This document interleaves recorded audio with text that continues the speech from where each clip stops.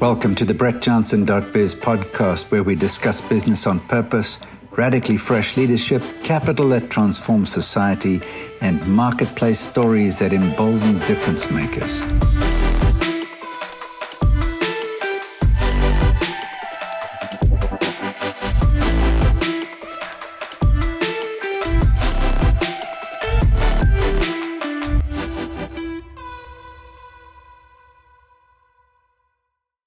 Well, welcome to the Repurposing Business podcast. I'm here with Dena Patton. Dena, welcome. Good to have you.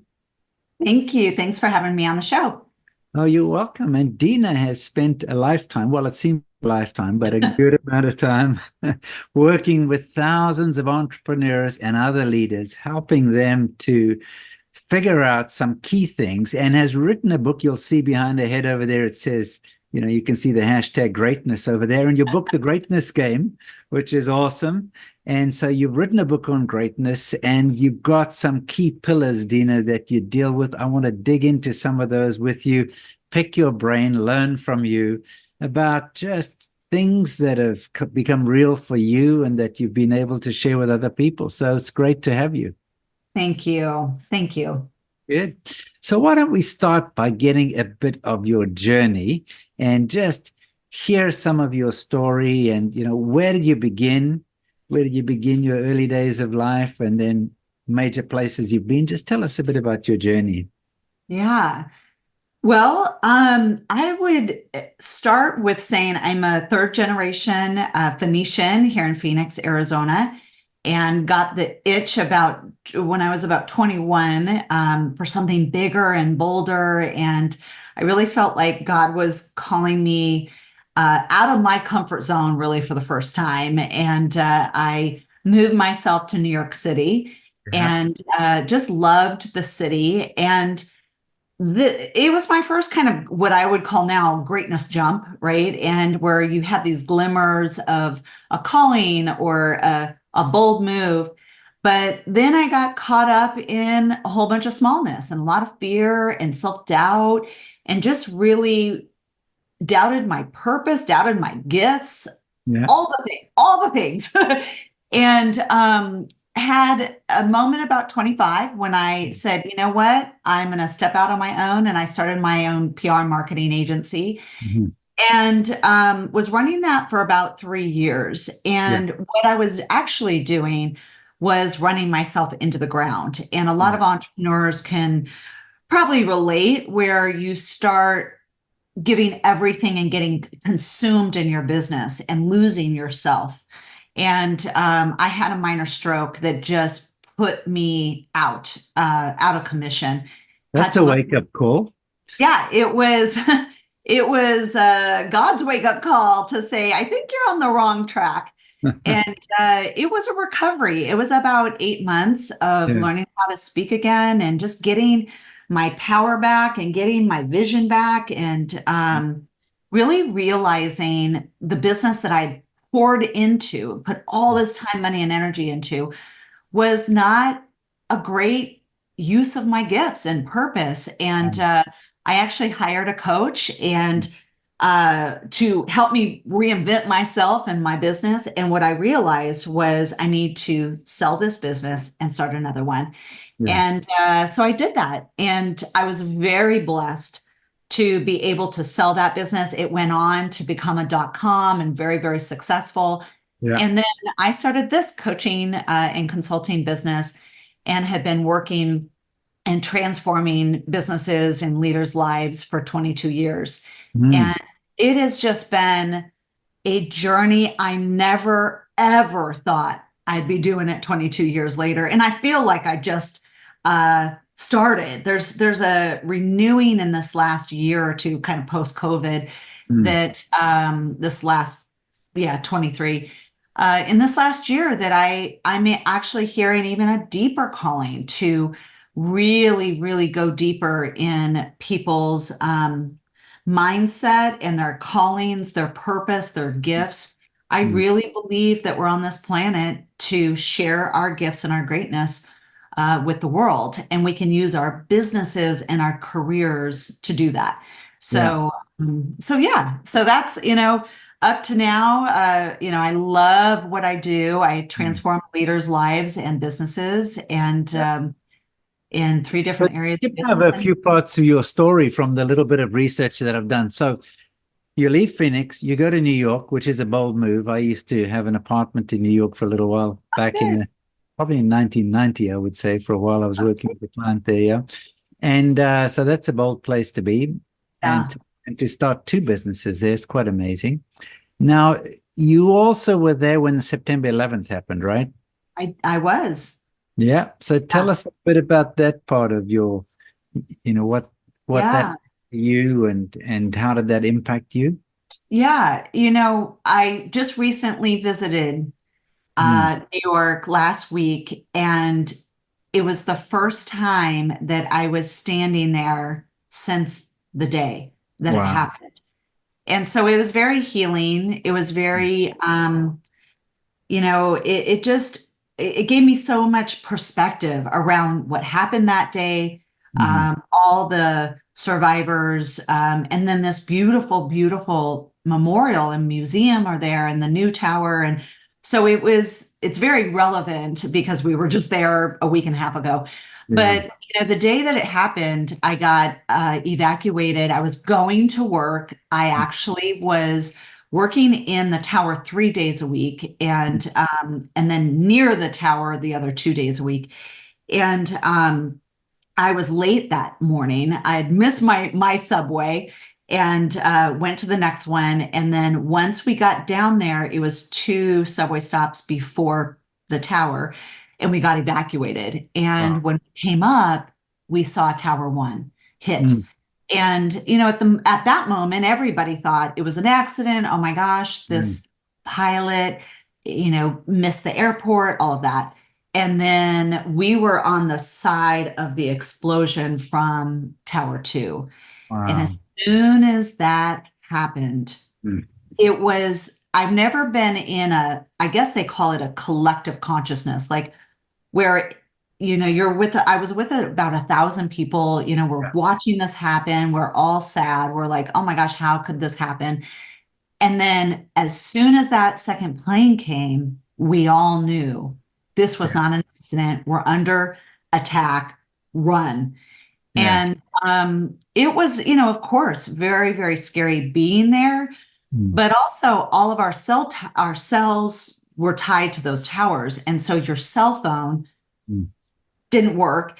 And it Yeah. just felt like I'm totally out of control, Yeah. which we all were, and have no communication. And for about an hour, it was horrible. And I just couldn't get, the whole scene out of my head for about 2 years. Like Wow. most people who were at one of the sites who Mm. experience, anytime we experience trauma, it kind of lives with you for Right. a while, right?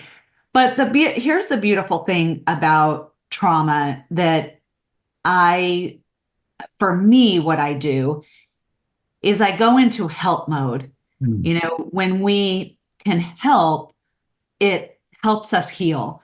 And Right. so I didn't know how epic this was going to be, but a few days after, about 3 days after 9/11 happened, me and two gentlemen, we started a project called the Mm. September 11th Photo Project. Mm. And long story short, it was very large, unused Soho photo gallery, art gallery that Wow. we used as a community project. And we put out the word, if you have a story or pictures from the day, come here. Wow. And it ended up being this. We thought, oh, for a couple weeks, it'll be a gathering place where people can tell their stories, be together. It ended up, we had over 12,000 photos from Wow. inside the building, outside the building, in planes. I mean, so many people heard about it. And then the New York Times did a story about it. And the story went around the world. And what happened is we were like, oh, I guess we need to put these photos and stories up. So it went up in this art gallery, ceiling to floor, all Mm. these people's stories, because stories are very healing. Yeah. And we all have a 9/11 story. It doesn't matter if you're in your home safe in Phoenix, Arizona, or at the towers. It impacted all of us emotionally, physically, spiritually. Mm. And long story short is that we ended up calling it the September 11th Photo Project. It ended up being in New York in this gallery for 4 months. We had about 500 people in line to get to view it per day. And then we got a call from the Pentagon and said, can you bring your project here? Mm. And what that spurred in me, because I had a PR and marketing agency, and this is how God uses gifts. Yeah. Never did I think PR and marketing would ever come in handy or do anything Mm. good with 9/11. But it was just the three of us running this. We were taking kind of volunteer hours just to walk, be in the room because someone had to be there, right? Mm. And so they said, can you bring this project to Washington? We need it. And it's done so good for healing New York. And I thought, maybe this belongs in other cities than New York. Yeah. And so we took it on tour. Mm. And we did 6 cities, 6 weeks in 6 different cities. Mm. And it was our Heal America tour. And it was meant just to be telling people stories, because I really believe stories are very healing, Yeah. and a meeting place because all of us were in shock. And it was a place also to, our pictures ended up being a book, and 100% HarperCollins did a table book of it, and coffee table book. And 100% of the revenues went to the burn victims. There were some survivors from Yeah. 9/11. And so it went to the burn center. So it ended up being, this beautiful healing project that I was a part of for 10 months. And, God uses our gifts in the strangest ways, in the strangest times. But I'll Mm. tell you, if I didn't have, the experience that I had from my first business, I could have never run this Yeah. tour across America with tens of thousands of volunteers and helpers and marketing. And it was a beautiful project. So, and it Mm. was really cool to go back there, a week and a half and now see this memorial and, some beautiful things that have come from it. Mm. Well, well done.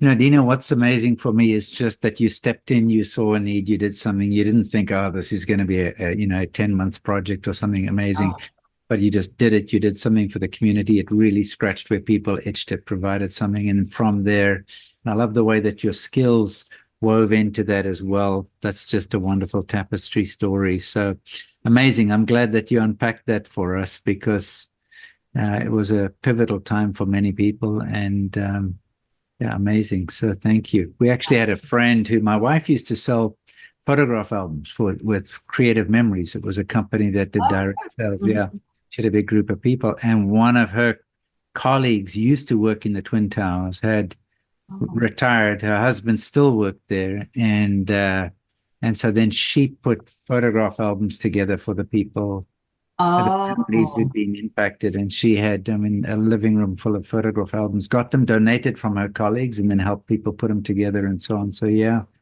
fascinating. cool. Fascinating. Really cool. Yeah.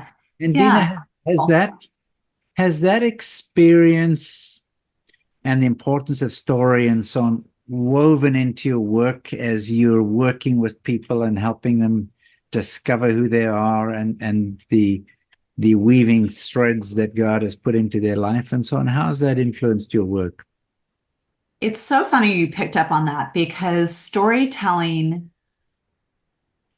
has been the through line of my entire life. Hmm. In my youth, I was very involved in dance and theater and telling stories through dance and theater, Yeah. and then went on to PR and marketing, which is all stories, right? Yeah. You're literally telling people stories in Yeah. media, marketing and social media. And then in this business, of course, 9/11, that project. Um, And then in this business, it is everything. People's stories make up who they are. Yeah. And so part of their origin story, their business's origin story. And I actually just had a client conversation this morning Yeah. about his business is 27 years old and it's in Kansas. And, when your business, 15 years, 20 years, 30 years, 40 years, it's like water. It's like invisible. It's just a well-oiled machine, right? And you forget the origin story and this beautiful legacy that it has. And we were just talking about his branding this year because we're doing branding strategy. And I said, what's really missing in your marketing is this beautiful legacy story. That, I Yeah. mean, they have so much legacy in that town. And he's like, oh my God, he's even forgotten his own legacy because he's Yeah. in it, you Yeah. know, Yeah. and his own origin story and this beautiful backstory that his brand has. So, Yeah. I love working with my clients' stories, and a lot of my leaders become authors, Yeah. speakers, and that's all storytelling. So I help, Yeah. strategize that and help them find and refine their stories, Yeah. because don't our stories kind of become invisible? It just Yeah. is, Yeah. right? So tell me, what's your favorite question to get somebody to start telling their story? What do you like to do? Oh gosh. Well, it depends on what story I want from them, Yeah. their origin story, or what are they seeking? Everybody is in business Yeah. they're seeking something, they want to solve something. Yeah. And if they're on a solving mission, what is that solving? What is that thing they're like hyper vigilant about solving, and why? And Yeah. why, so there's all kinds of fabulous, fabulous stories in businesses that people are not telling in their Right. branding and marketing. And Mm. that is one of my favorite things to pull out of people, because I think it makes us unique. I'm a business coach and consultant, but there's a million, dime a dozen, right? What makes me unique is my experiences, my stories, everything that makes up me. But if I don't know how to weave that into my website, into my Mhm. branding, into my speeches, then I'm just another business coach, right? Yeah. And so it's really important that people ask themselves, who am I as a leader? Who are we as a business? What are our values? Because your values are what you stand for. And your Mhm. values should be leading your train. Yeah. It's like Yeah.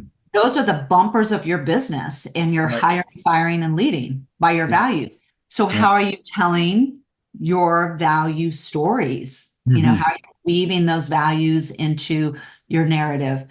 Mm. How are you sharing your stories about maybe key employees, or the why, the purpose and the why behind your business, Yeah. your legacy? So there's so many different stories that are so behind your business that you're not telling in Yeah. your speeches, in your podcasting, in your website, even Mhm. in sales. I have a client who they have this beautiful, beautiful story, and they're the best in their industry, but they weren't even telling any of that in their consultations. Yeah. And it was a missing. And here's the thing about stories: they don't have to be super long. You could Right. tell your origin story about your business and position you as an incredible expert or the best in your business in a 2-minute story, Right. right? But if you're not telling those stories, Yeah. they're really missing in your process. Okay. So here's a left field question for you.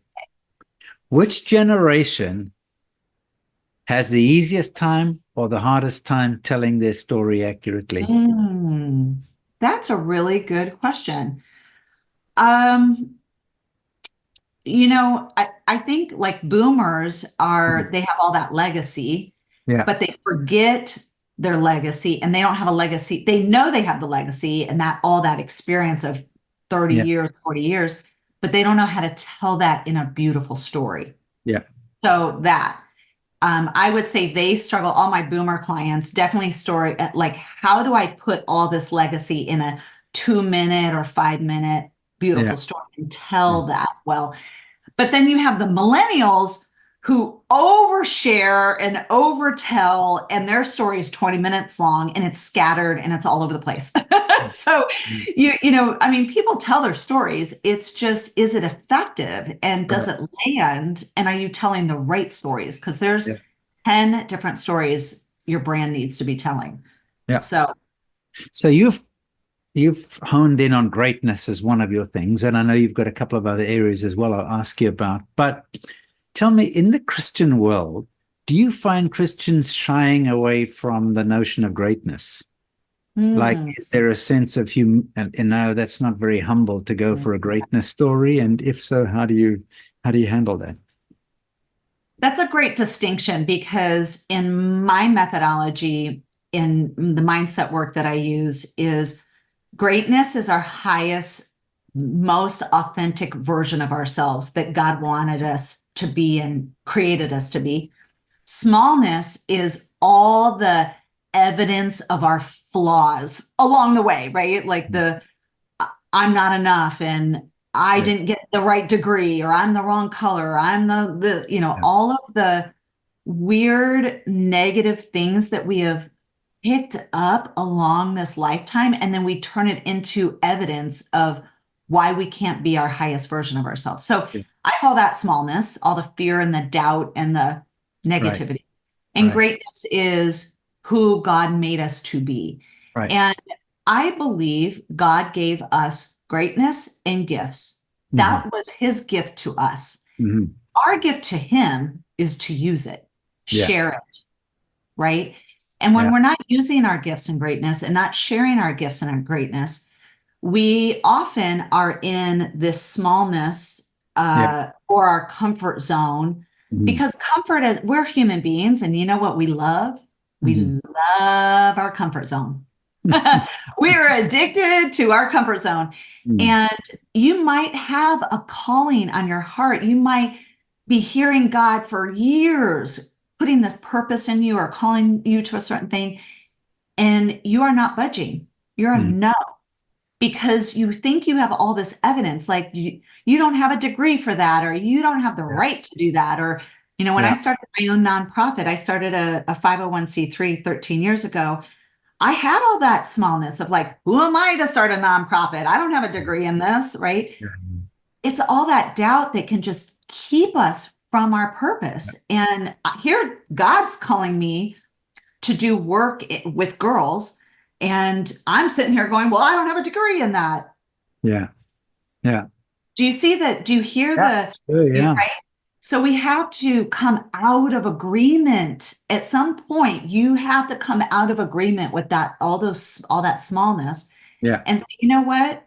Yeah, I don't have a degree in nonprofit. I don't have maybe I'm not from the right family, or I'm the wrong color, or whatever smallness that you're believing, and saying, I'm not believing that anymore. You know what I'm believing? I'm believing God's promise. I'm believing the Bible that says I was made perfectly, and he's putting this purpose in me, and I'm going to walk in that direction. And I'm going to trust my greatness, and I'm going to trust my gifts to get me there. And I'm going to trust my God, which is what I call the 3 G's: gifts, greatness, and God. And you trust those 3 things, you will walk in your purpose. And for me, this is just my own belief that that's why we're here on this planet. Fantastic. Great. So for you, a tight connection between purpose and greatness. Yeah. Because here's the thing. I know for me, in the times that God's calling me to purpose, the barrier to that is 100% my smallness. That's really uncomfortable. Oh my gosh. Or I can't do that. I don't have a degree in that. Or I don't feel equipped to do that. Like, not me. Right. And he's sitting there going, yes, you are exactly who I need on this. Right. And, I love the series, The Chosen, or any kind of narrative or education around the disciples, because if you know anything about the disciples, they were very flawed, sinful, like normal, broken people, right? And they were chosen. And If we just remember that and say, you know what, I am flawed. I do have mistakes. Yeah. I am not perfect, but you know what? God's calling me over on this path, and I'm going to trust that. And I'm going to walk in my gifts, my greatness, and my God, and I'm going to go in that direction Yeah. with faith. Yeah, fantastic. So, Dina, you talk about system, strategy, and mindset. And I was going to ask you, and I think you've answered it, but just to underline it, which is the biggest cause of underachieving? System, strategy, mindset. Which would you, if you had to pick one? Mindset, 100%. Yeah. Every result that you want in your life starts with mindset. Yeah. And whatever your mindset is it believing God? Is it believing your greatness? Is it believing your gifts? Or is it believing all the smallness and all Yeah. of that negative? Yeah. Yeah. Because there's not one result in my marriage, in my money, in my business, and my clients that I've gotten where I've believed in smallness and got this huge, awesome result. Right. It doesn't work like that. Yeah. It just doesn't. Yeah. You know, in my Except in the nonprofit, lottery.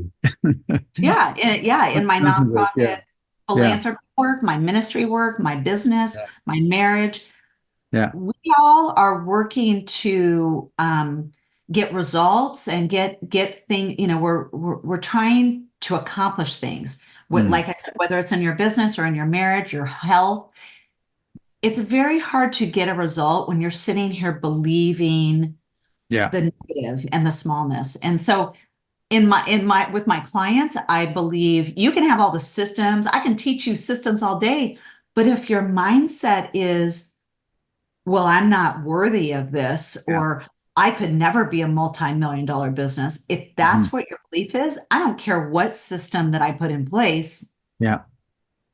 Right? Because our results are a mirror of our mindset. So definitely mindset is the barrier to great results. Yeah. So the ongoing renewing of the mind is a big deal for you? I don't even think I would say renewing. I would say, this is my belief is, I was just having this conversation yesterday, is I just stepped into a health, when I turned 50 2 years ago, I really started to realize that health is a real thing, that we have to be intentional. The food we eat, enough sleep, and movement around our body. So I got super serious about my health, really for the besides my recovering from my stroke. Yeah. As just a normal, proactive human being, I got healthy. It is a daily thing, right? Yeah. Enough water, enough sleep, enough movement, enough food, good food. What I realized is that's not just renewing, like it's not like once a month eat good or once a month get enough sleep. Yeah. We're talking about daily habits. Right. I believe mind, body, spirit. Yeah. Those three things are a daily muscle that is a trifecta that makes us very, very strong. Strong for good moments and strong for the really scary, challenging moments in all of our lives, right? So I believe it is a daily practice. Your mindset work. There's so many now. I mean, I've been teaching mindset for 20 years. Yeah. But in the last 10 years, the amount of YouTube channels and books and workshops and, I do a lot of events and retreats on mindset. You can, whatever ticks you, you can, if you're a book person, go and get a book, get my book, go get a workshop, do a workshop. But mindset, even if it's 15 minutes a day, grounding your mindset. And I do have some free amazinggreatness.com. If you go there, you can download a bunch of my mindset. It's mind, body, spirit things that will help ground you as a leader. Yeah. Because I believe it's our fuel, don't you? Yeah. No, it's actually, I had a look at your website on some of those things, and it really, really is important. And I know for me, I've had some, I've got various habits, and I'm going to ask you about habits in a moment. But one of the things is, before I do anything, I write down 3 things I'm grateful for just as I start the day, because it sets the mindset for how you're going to approach the day. I spend time reading scripture as a habit, but because it produces faith, it produces positivity, produces hope in Yes. me. Sometimes Yes. it's correction, of course. But yeah, so I do think that that's a big deal. And you talked a bit about habits and things that happen to you have to do on a regular basis. What are some of the top habits of people that you would see have stepped into greatness or successful people? I know, I think I'd read a biography of Nelson Mandela, for example. So when he was in prison, you get up and you make your bed every morning. When he became president, he got up and he made his own bed every morning. It's just Yes. something that he did. And I think Jordan Peterson speaks a little bit about some basic habits like that, tidy your room, do certain things. And I've said, Yes. some of my young millennial friends, you want to change the world, but you don't know how to change your socks. So what would you say, Dena, from your perspective, habits, some good habits that you think are pretty powerful? Yeah. Well, here's the thing is what I was just the one of the things of my free downloads is greatness. I call it CEO self-care because even if you're not the CEO, if you're a leader, leadership it is an emotional, spiritual, physical, daily grind. You to lead people and process and revenues and businesses and deal with clients. So your mind, body, and spirit has got to be fueled and strong. Right. And if you don't have a self-care plan, Yeah. that you are practicing every single day, they are habits, and they are all grounded in greatness and to fuel your mind, body, and spirit. So so I have a template that you can download and fill in yours.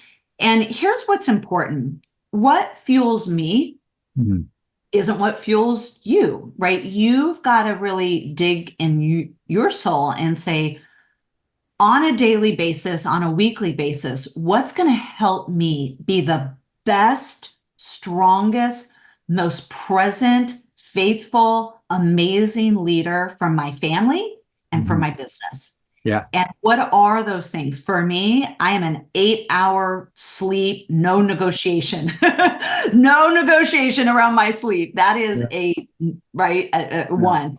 Working out 3 days a week, non-negotiate around that. So what I say is a greatness mindset builds courage. Courage creates discipline. Discipline leads to new habits. And new habits lead to consistency. Okay, so recap that again. So that you mentioned, okay, do that again. Greatness mindset builds courage. Yeah. Courage creates discipline. Discipline leads to new habits. New habits lead to consistency. And then it's the consistency that leads to new results. Very good. So that, to me, that's my greatness mantra. And it's courage, discipline, habits, consistency. Habits are the things that change our life. If you want new results, you've got to change something, right? You got to change your habits to then get new results. Right. And that might be spiritually, maybe you feel spiritually broken. You know what? Get into the word every morning, 15 minutes a day. You'll see it changes your life. Start praying at the, morning and night. Start praying over your clients every day or for your clients every day, for your employees every day. These little spiritual habits will build your spirit with consistency, will build new results, right? Yeah. But you can say it about anything, around your money. You're in lots of debt. You got to change those habits to then have a different result. I've gotten thousands of people out of debt. And let me tell you, it's a hard one because money, we get in very bad habits around money, overspending, your budget's out of whack, you are over your means, you're not doing, your eyes aren't on your numbers. And so there's a lot of habits you have to unlearn and new habits that are going to create new results. And that's the blessing is if you're listening to this and saying, oh gosh, I have all kinds of bad habits, you know what? Pick one today to say, you know what? I'm going to break this old habit and start this new one. And in 30 and do it every single day and Yeah. create a new habit. And that'll create the consistency. And that's what's going to help you create new results. Yeah.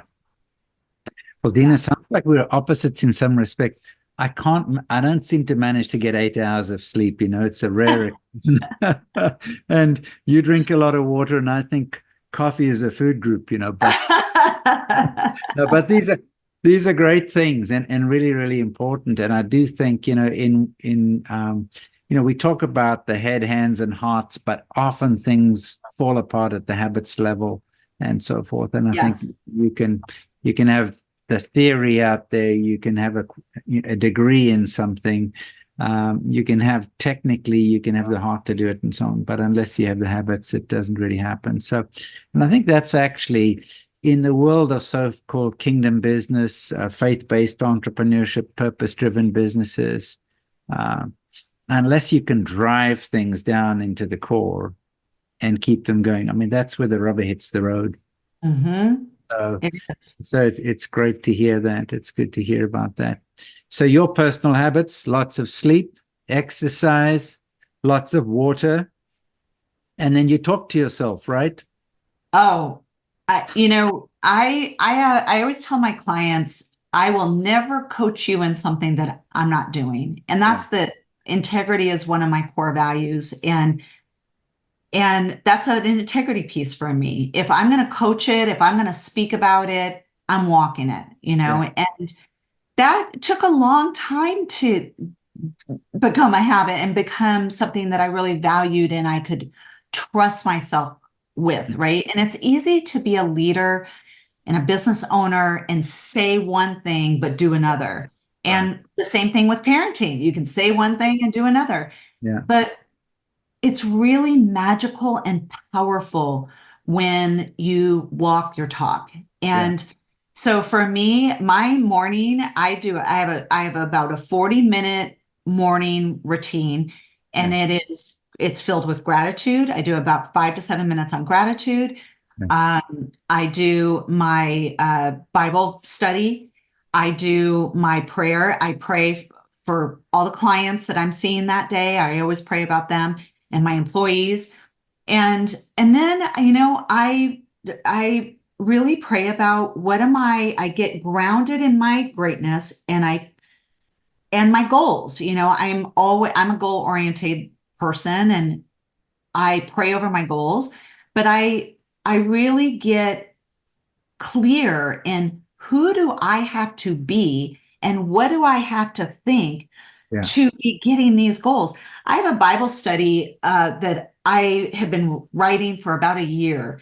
It's Mm. called Happy Hour with Jesus. Mhm. And it's a women's Bible study. It's the happiest hour of your week.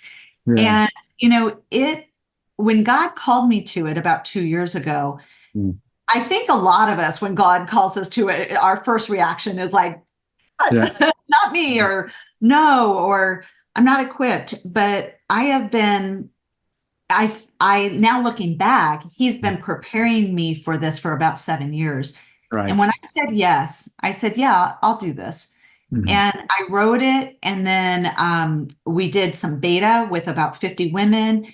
And I'm launching that this year. And it has been a I don't want to say a struggle. It hasn't been a struggle. It's just been a journey Yeah.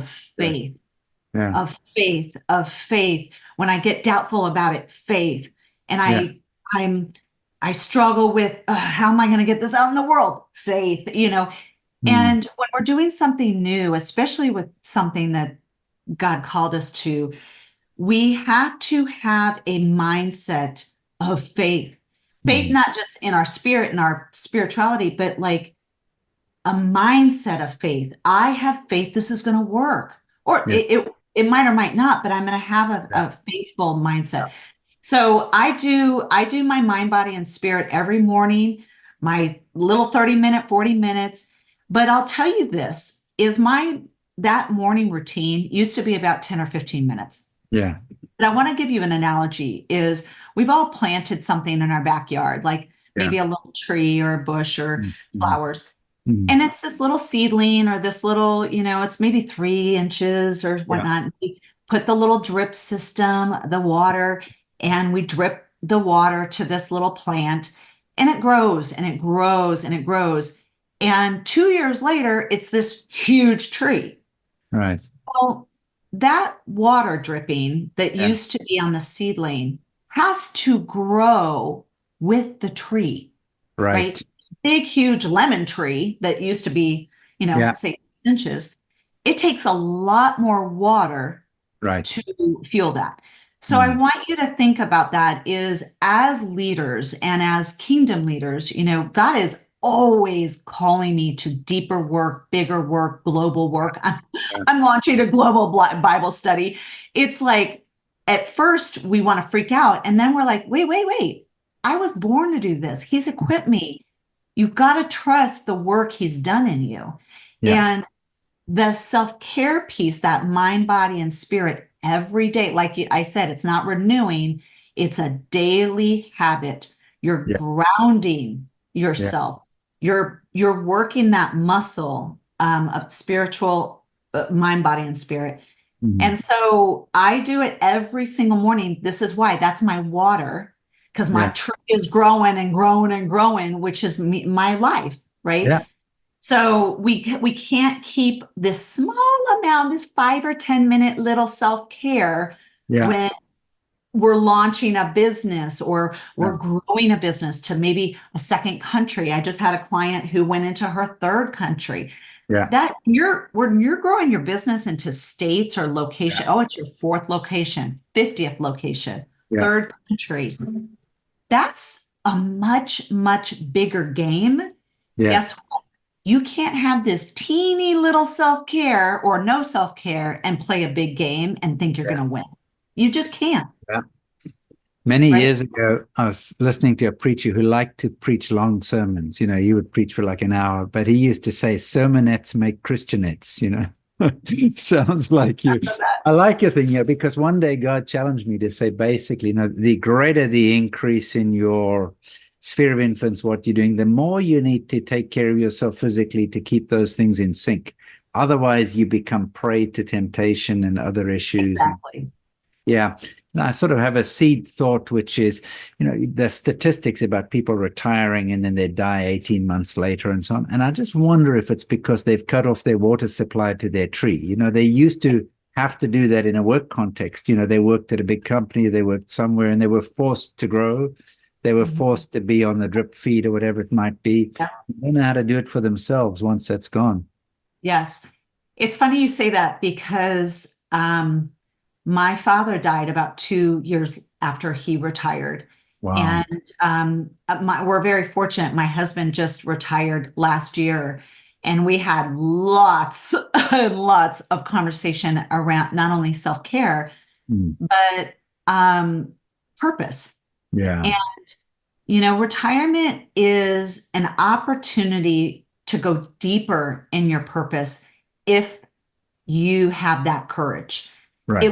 Here's the thing about a business or a career, whether you work for yourself or another company, whatever your role was, you had purpose there. You led people, you led results, it gave you purpose. And then when you retire, a lot of people feel like, oh God, my purpose is gone.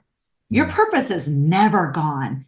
That just was a platform for your purpose, your gifts, your greatness. Now that platform is gone. So I just want to make the distinction that your purpose, your gifts, and your greatness are always, you were born with it and you're going to die with it. Yeah. You just have to find another platform for it, right? And it might be your kids or grandkids. It's your family that you're now pouring into. It might be your community. It might be another job. It might be volunteering or ministry or whatever. But I just want to really affirm in people. I just have such a passion to remind people that you have purpose, you have gifts, and you have greatness. You were born with it. You will die with it. It is up to you to find the platforms of how you want to share those with the world. And don't let retirement be the end of that. Let retirement be that was a chapter, just that chapter's done. Now you're writing a new chapter, right? Yeah. And you get to write it Hmm. and get creative with it, but Yeah. I don't think a lot of people are up to that challenge. And that's where I think they spiral downward and they Yeah. get caught in the depression of it and Hmm. and that's where that smallness really, really Yeah. takes over. I'm not, I'm unworthy. I'm not worth anything. Right. I'm worthless. A lot of that can really make people sick Yeah. and depressed. Right. Vince Lombardi used to say fatigue makes cowards of us all. So your 8 hours sleep, but I think also when you've had a 40-year career or 30-year career, it can be draining. People get, Yeah. and then they lose their oomph. So Yes. tell me a little bit more about, as we head towards a wrap up over here, your book, The Greatness Game. Why did you call it a game, firstly? Just unpack it a bit for us. And then Yeah. I know it's available on Amazon, but just tell us a bit more about the book, Dena. It would be great to hear. Yeah. So my personality is uh, I love a challenge. I love competition. I love rising to an occasion and courage. I Yeah. really love courage. And really, at the basis of purpose, gifts, and greatness is Yeah. courage. Yeah. And so 15 years ago, when I started researching why are some people successful and Yeah. some people aren't, Yeah. what I realized is it's based in mindset. Yeah. If you don't have access, if you don't know how to master your mindset, and there's 150 sayings around mastering your mindset and mindset over matter, and just like all kinds of things that we've heard, but how do you actually identify the Yeah. things in your smallness mindset that are keeping you limited, small, and comfortable? Right. How do you identify those and come out of agreement with those and creating a new agreement in greatness? Yeah. So what I did was it was about 5 years of research, and I realized I want to take it was a lot of psychology and a lot of jargon and a lot of big concepts around this. And I said, you know what? I want to put this into everyday language. So Yeah. if someone picked up my book, they would have huge breakthroughs, Yeah. whether they're 16 or 60, retired, CEO, it doesn't matter. I want to bring it down to an elementary level. And so my methodology is smallness versus greatness. And that was the working title, smallness versus greatness. Yeah. It's this game between the two. Yeah. And the analogy I make is the two both exist in all of our heads. We have Right. the smallness and we have greatness. All of Yeah. us were born with it. And it's kind of like whoever, like their fight between the two Yeah. of them Yeah. for us, right? Yeah. Yeah. And so I already saw it as this game, and I thought, oh yeah, there's this either the smallness one today or the greatness one today. So it was a little bit in Yeah. that game sport feel. Yeah. And then I realized, you know, I'm not necessarily selling the concept of them against each other. Yeah. What I want to sell is, and I say sell as in what I want to make a difference in, is Yeah. I want people to play a greatness game, not a smallness game. Right. Smallness is the house of comfort and Mm. fear and doubt. And we get very, Yeah. very consumed in that Right. world because we get addicted to comfort. Yeah. Uh, so it was a little, evolving Mm. from smallness versus greatness to really the game I want them to play and the game I want them to win is the greatness game. So Yeah. let's call it the greatness game and Yeah. talk about how do you win the greatness game and really, when those thoughts of fear and doubt and you're running away from your purpose and you're running away from being a great leader. How in that moment, Yeah. how do you shift, because it's all about, we know it's about that shift, that transformation moment in the moment. How do you go, you know what? I'm not running from this anymore. Yeah. I'm going to stand in my greatness. I'm going to listen in my greatness mindset, and I'm going to go and lead my team with greatness, right? Yeah. So I wanted just to make it very relevant and very easy. I think a lot of people understand sports, and it's greatness mindset is a sport. You're going to win some days and you're going to lose, but as long as you're in the game every day, you're going to change those habits. Yeah. Fantastic. I remember years ago, I wrote a devotional on home games and away games. Yes. And because I would encounter a lot of Christians who didn't want to go, they wanted to stay where they were. It was their local church, their small group, their job, or whatever. But God's given us a commission to go to the nations, whether those are in our surrounding areas or out literally to the nations. And it would be stupid as a player to say to the coach, I only want to play home games, just that's it. Yeah. And so I like your idea about, basically, what are we going to feed today? Are we going to feed the greatness side? Are we going to feed the smallness side? And at the end of the day, just being realistic, what's winning, where we're going to put our energies. I really, really like that. So thanks for unpacking that, Dena. That's wonderful. Good. Absolutely. Yeah. So Dena, any closing thoughts from your perspective as we wrap up over here? In fact, I have one more question for you. Clearly, in your work with entrepreneurs and with business people, this greatness mindset has actually translated into sales and into business growth. And sales is often the oxygen of a business. And talk to us a little bit about how mindset helps or hinders sales, literally just causing the business to grow, well, revenue generation specifically. So, the three areas I coach in is mindset, systems, and sales. And I feel like sales is one of those things that you either love or hate. And unfortunately, a lot of people hate sales. And I say this is sales is leadership. It's leading people through a process so that you can then solve their problems. If someone is hiring you or your company, you're solving problems for them. And the only way you can solve problems for them is to lead them through your sales process. If that sales process is a mess, or your mindset is a mess around sales, like, I hate sales, but I have to do it, that mindset is going to not produce great results. And sales is a result of your mindset.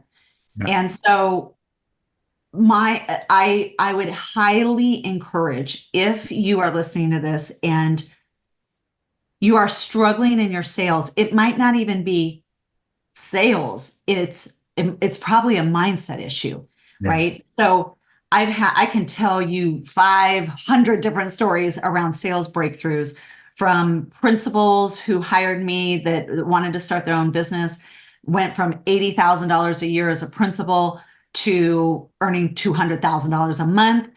But in between there, what they did was we had to get their mindset around selling, and because selling is serving.